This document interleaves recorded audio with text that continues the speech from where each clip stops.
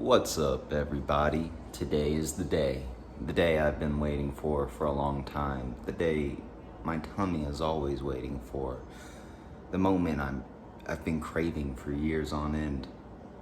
And every now and then that craving gets satisfied in it. Every now and then it doesn't. But today's the day it gets satisfied because I'm baking chocolate chip cookies. And y'all are gonna join me. I don't know if y'all know how to bake chocolate chip cookies. A lot of people do, a lot of people don't.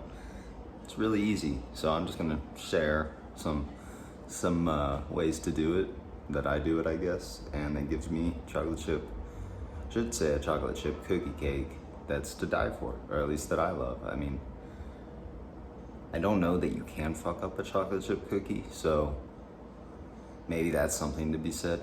But I don't have any like fancy baking stuff. I just have my hands and all the ingredients. So without further ado, let's get this rolling.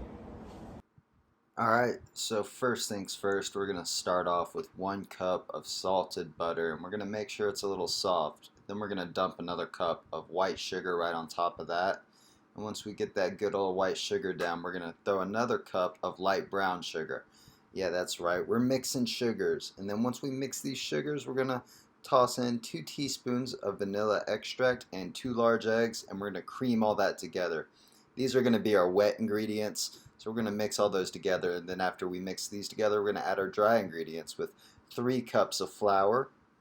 And then once we add 3 cups of flour, I gave it a little mix, and I add 1 teaspoon of baking soda and a half teaspoon of baking powder.